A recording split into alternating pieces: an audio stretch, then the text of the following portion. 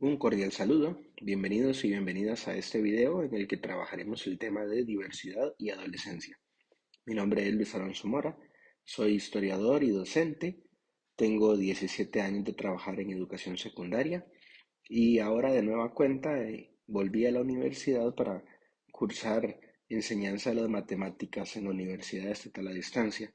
Me encuentro empadronado en el Centro Universitario San José.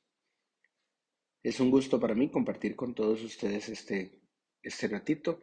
Ojalá sea de mucho provecho para el enriquecimiento de todos los que participamos de este curso.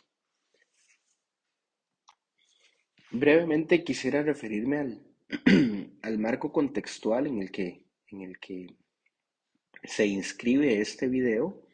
Se trata del análisis de un video corto, la historia de Pepinot, que es un extracto de la película de los coristas. En este, en este extracto se trabajan algunos fragmentos en los que se hace referencia explícita al tema de, de la diversidad y de cómo los protagonistas, tanto el profesor como el pequeño Pepinote e incluso uno de los compañeros, se, se representan, cómo se entreteje en las versiones y en las perspectivas de ellos el tema de la diversidad. Lo primero que me llama la atención sin duda es la mención que hace el profesor con respecto a la voz de Pepinot. Cuando Pepinot señala que él no tiene una voz normal y el profesor pregunta, ¿cuál es la regla para establecer la normalidad? Porque claro, entonces a partir de esa regla, que a todas luces es un asunto cultural, a partir de esa regla se establece entonces la diversidad. Más adelante vamos a trabajar sobre el concepto de diversidad, por lo que no haré una mención muy profunda acá. Continúa el video y luego se muestra algo que desde la perspectiva psicológica es muy interesante. El profesor se acerca a Pepinot y le dice que por favor forme parte del coro, que de lo contrario, que si su decisión al final no se decanta por formar parte del coro, su voz será extrañada dentro del coro. Y Pepinot reacciona con extrañeza.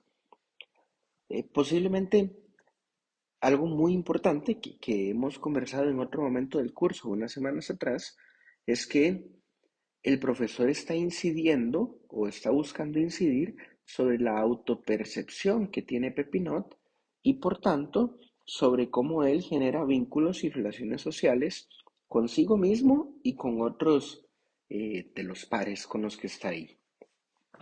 Este, esta historia terminará de tomar sentido cuando Pepinot le pregunta a un compañero del coro que si él opina lo mismo que el profesor. Y el niño le dice que sí, que efectivamente él, su voz, su particularidad, será un gran aporte para el coro. Y Pepinot hasta reacciona con algo de lenguaje no verbal en la que deja de estar encorvado y se yergue. Esto me resulta muy claro, muy patente, cómo él asume a partir de ahí una nueva posición, tanto para su propia perspectiva como para lo que él puede aportar a la dinámica social. Y finalmente, en la historia o en el extracto que vemos, Pepinot decide a última hora vincularse con el coro. Es decir, que logra de alguna forma deconstruir y reconstruir aquella impresión que se tenía a sí mismo y logra sortear esa dificultad para finalmente sumarse al coro. Es muy interesante porque el punto de cambio es cuando él recibe la retroalimentación positiva y el apoyo de uno de sus compañeros, no desde la perspectiva del profesor, no desde el adultocentrismo, sino desde otro joven. Esto, como lo habíamos estudiado en su momento, tiene un profundo impacto sobre la autoestima, sobre la autopercepción, sobre la identidad del adolescente, cómo los demás lo ven y lo perciben. Con respecto al concepto de diversidad, quisiera utilizar un sinónimo, más bien, quisiera utilizar el sinónimo de la variedad. Aquello que es diverso es aquello que es variado. Y es variado porque si lo viéramos estadísticamente, se encuentra disperso de la normalidad. Es decir, que no es malo de ninguna forma, simplemente que no está alineado con lo que podríamos llamar una norma. Y esa norma se define tanto eh, culturalmente como individualmente. Es decir, desde la perspectiva de la sociedad hay un componente y desde la perspectiva del individuo hay otro componente. De alguna forma podríamos pensar, para no prolongar esta discusión, que los dos componentes están en igualdad de circunstancias. Álvaro Beltrán, en su tesis doctoral, expone a nivel de la página 11 que nuestro punto de partida está próximo a la conceptualización de Eric H. Erickson, 1974, del concepto de identidad, quien considera que la misma es un proceso ubicado en el núcleo de la individualidad y, sin embargo, también en el núcleo de su cultura. También se precisaba en las semanas anteriores que no todos los adolescentes son iguales, que no reacciona igual, por ejemplo, un adolescente en una urbe, en el centro de una gran ciudad, a cómo reacciona un adolescente en una zona alejada en el campo.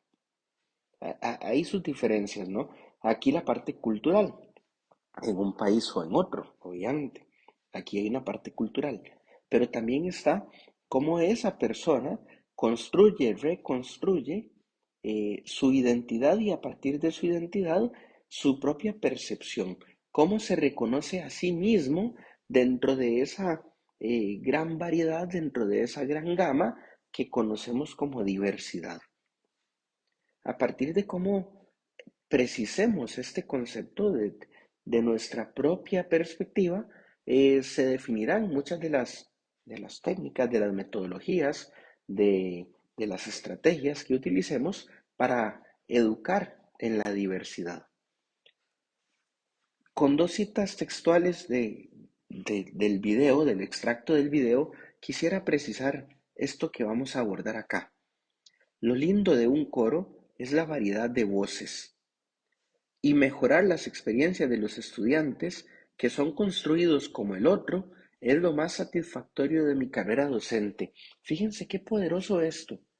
Quien ha sido construido como el otro y sociológicamente la construcción del otro es un fenómeno muy complejo. Es un fenómeno que parte del efecto espejo. Es un fenómeno que supone la existencia de la diferencia o que presupone la existencia de la diferencia. Tiene que haber una diferencia que sea clara, que sea contundente, que sea marcada, que muchas veces, por no decir que todas, es una diferencia discursiva. Es una diferencia que se da en el señalamiento del otro. No es una diferencia intrínseca, no es una diferencia per se.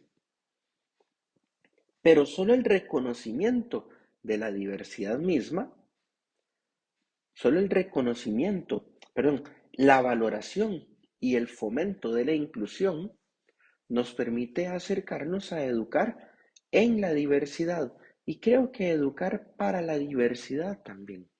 Cuando estaba armando la presentación, me cuestionaba un poco esto. Educar en la diversidad, que es como está anotado en la rúbrica, o educar para la diversidad, para la convivencia en la diversidad. Es una pequeña diferencia, pero creo que tendría unas repercusiones bastante interesantes. Cuando reconstruimos o cuando nos permitimos, como hace el profesor, abrir espacios para reconstruir la autopercepción que tienen los estudiantes y la percepción que tienen los demás, que tiene el grupo sobre un sujeto en particular, suceden cosas maravillosas.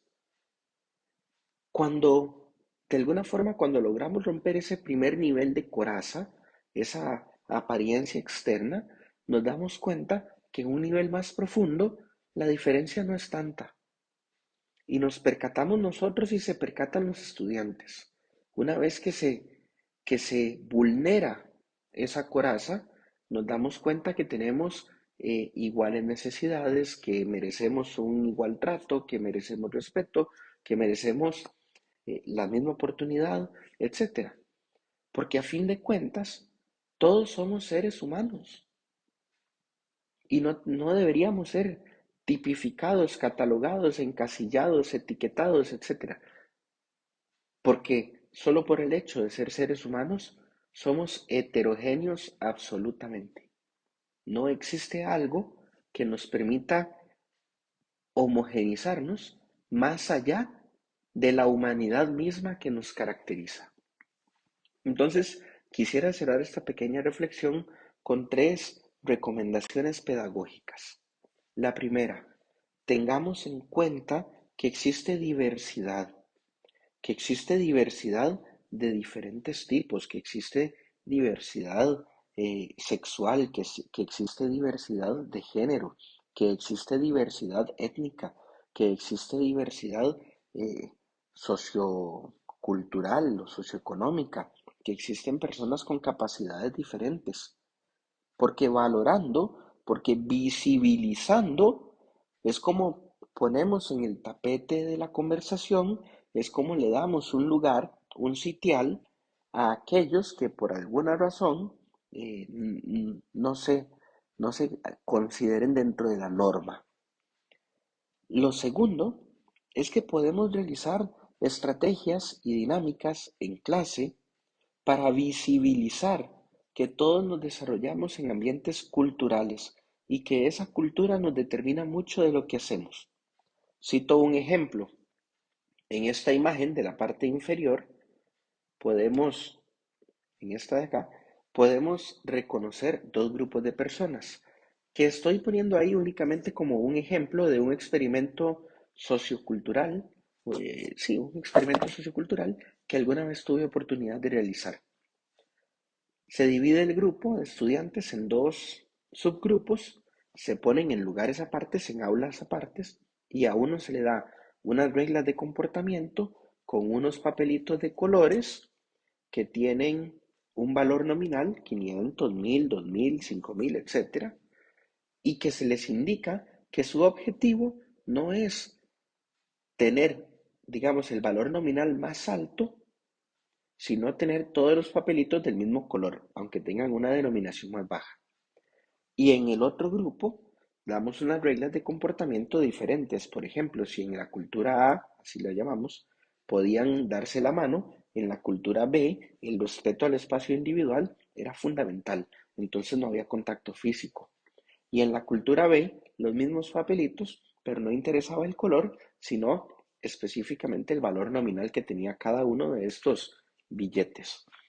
Y luego de que se adaptaran a las reglas de comportamiento, al lenguaje, etcétera, se comenzaban a intercambiar de aula unos y otros. Y suceden cosas muy interesantes, porque vienen habituados a comportarse de una forma. Y cuando pasan a otra aula, a otra cultura, donde hay otra forma de comportamiento, suceden cosas muy interesantes. A partir de ahí, el docente puede hacer un análisis desde la perspectiva, digamos, de la diversidad para valorar o visibilizar aquellas diferencias y a fin de cuentas concluir que no son más que diferencias culturales. La tercera recomendación que quisiera hacer es esta página, que es una página web de una organización no gubernamental radicada en Estados Unidos, pero que ya tiene presencia en varios países. Se llama Facing History and Ourselves y utiliza la historia como un vehículo para suscitar, para generar un diálogo de lo que ha sucedido en otros momentos históricos cuando se vulnera el concepto de diversidad. Tiene recursos textuales, videos, documentos, sugerencias de estrategias didácticas, actividades, etcétera. Cualquier cantidad de información que un docente ávido podría utilizar de forma más o menos sencilla para aplicar en sus clases y abordar el tema de la diversidad. Ha sido un gusto compartir con ustedes estos minutos. Muchísimas gracias por la atención y hasta pronto. Que estén todos y todas muy bien.